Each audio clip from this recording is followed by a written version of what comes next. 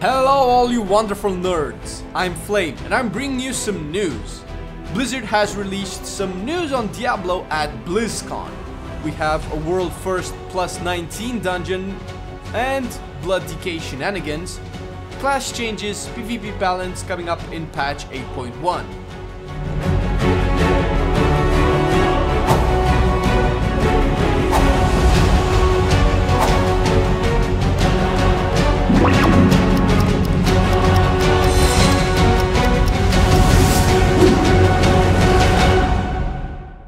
It's Friday, another week, another million subs out the drain. Do we want to make this news segment about the state of WoW? I mean, some would say it's been overstated, some would say it's not been overstated enough. Okay, listen, it's no surprise to anyone that BFA is a little worse for wear. Things are changing and so far I don't like the coffee I'm drinking, but I like drinking coffee nonetheless. What does this mean? Well, oddly enough, I still enjoy the game. Clearly, not the funnest time to play WoW. But we are not going to talk about the present today. Instead, let's focus on the future. Things always look brighter when sprinkled with a little bit of hope. Patch 8.1 currently has a very important job to do. Fix a lot of stuff, balance more stuff, and add even more stuff into the game. That's what we want, right? More stuff? No. No? We want quality shit. What does quality stuff mean? Looking at all the new changes coming soon, I feel like some of them are answering our questions, while some of them feel like crisis management. Maybe I'm the next Nostradamus, or maybe I just like star signs, astrology, and assigning meaning to things I cannot explain through science because I skipped too many physics classes.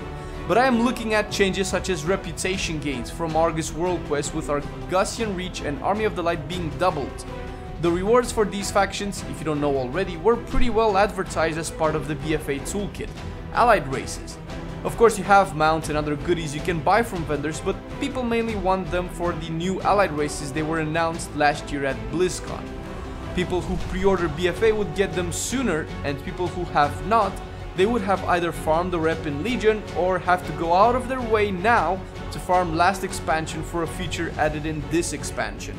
The rep buff feels like something that should have been in the game at the launch of BFA, and maybe I'm just nitpicking and looking for stuff to throw at Blizzard. You got me. No, but really, seeing this change announced leads me to believe, now why are they doing this now? They can't possibly have thought it would be a good idea to keep people farming rep in Argus when BFA launched.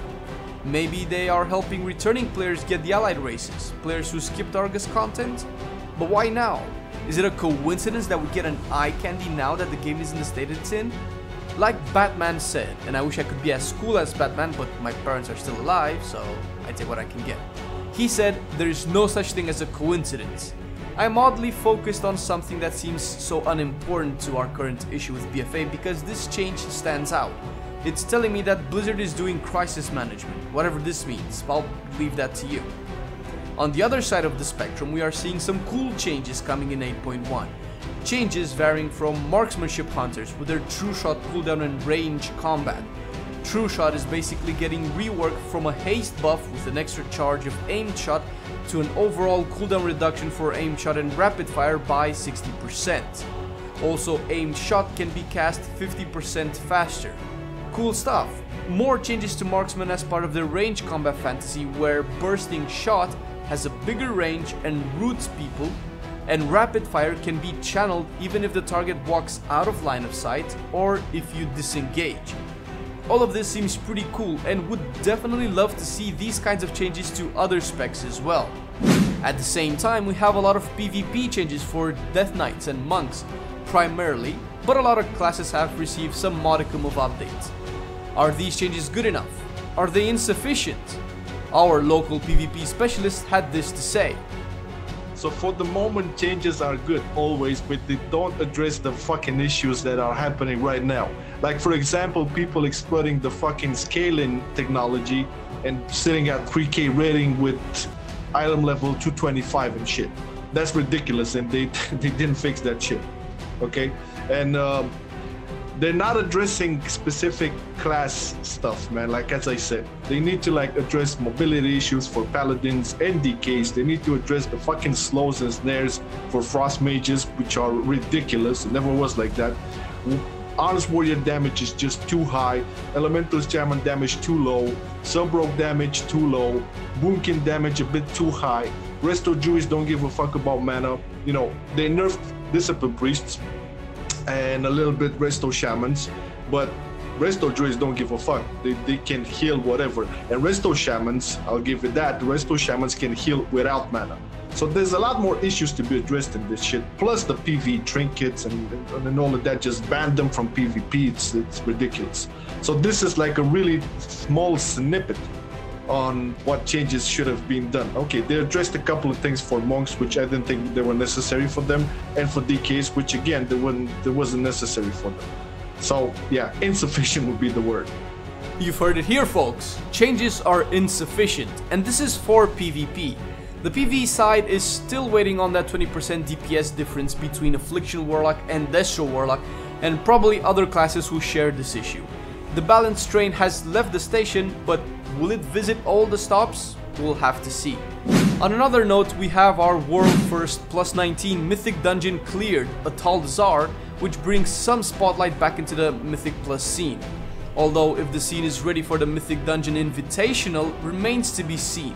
I mean, 5 Blood Decays have finished the +11 and +12 dungeons, while warriors are still waiting in the queue. I'm not hating on Blood Decays actually, and I honestly like this kind of stuff. It feels nice to know that Blood Decays have a specific niche, the solo and content niche. I remember the days when Blood Decays, not all, were soloing Warlords of Draenor world bosses when the content was current. It's a flavor I hope doesn't leave the game, but would like to see the flavor in more places, to be honest.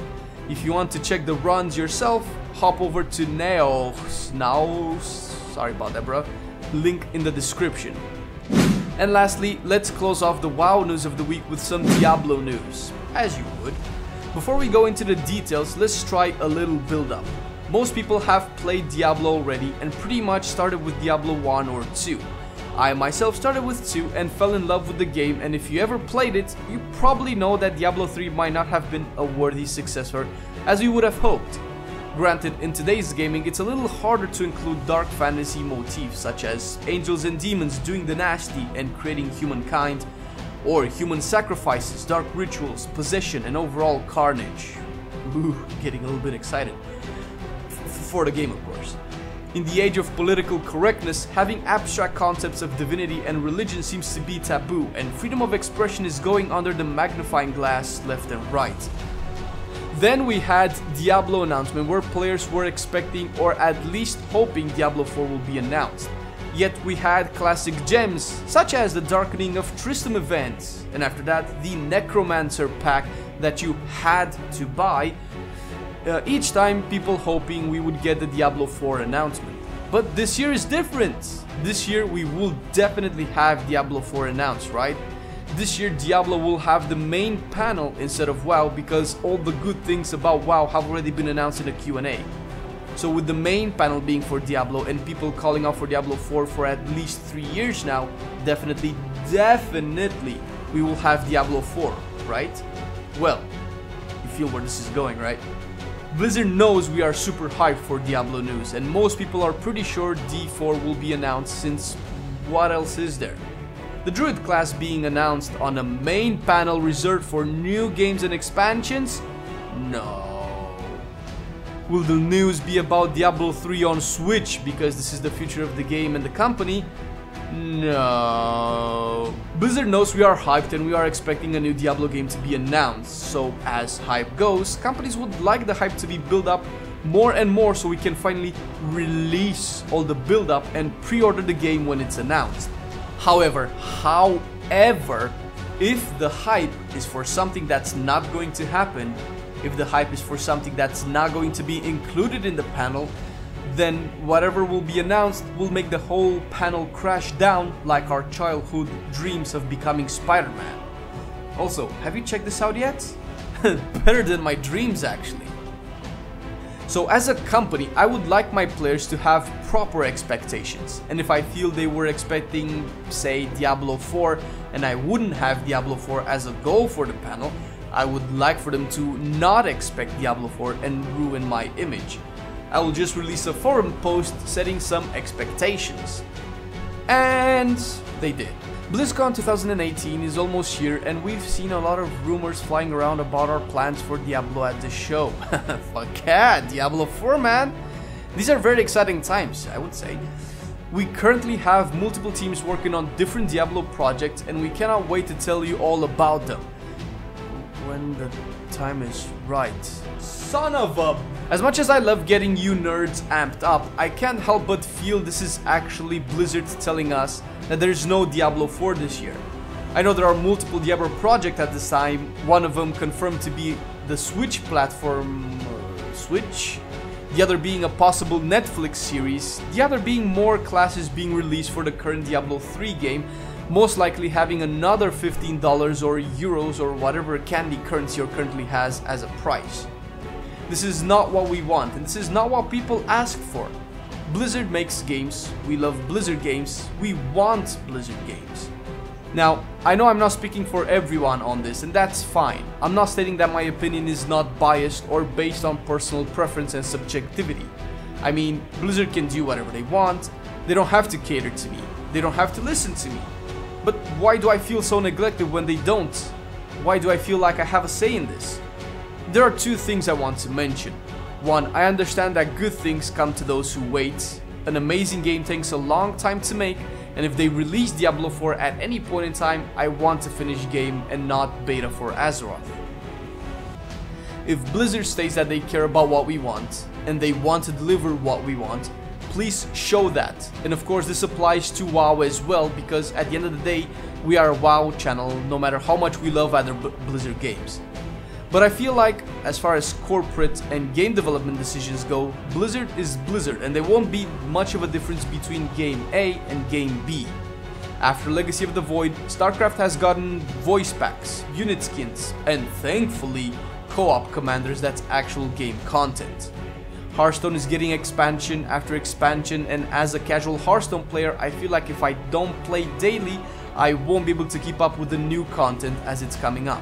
This is fair. Hearthstone is a free-to-play game. I don't have to play it if I cannot afford to buy 50 packs every expansion and be able to make 2 to 3 decks out of the possible 10 to 20 meta decks. And yes, I've tried and realized I cannot play Hearthstone anymore. Diablo has had minimal gameplay content added.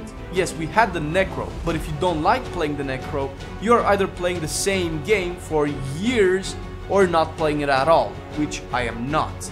This is not to say that the games are bad, this is not to say that I'm not pretentious. Maybe it's how times change, as GH once said.